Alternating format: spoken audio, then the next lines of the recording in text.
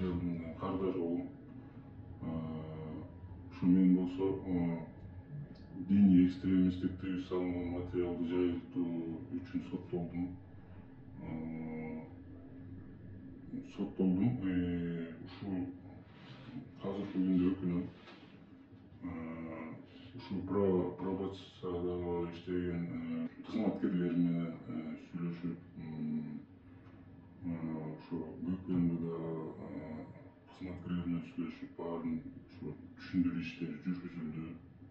Ошо түшүндүрүү иш жүргүзүлүп, мен ошо баарын түшүндүрүп, ошо ката чыгып кетиптир. Ошо мындан кийин мыйзам чегинде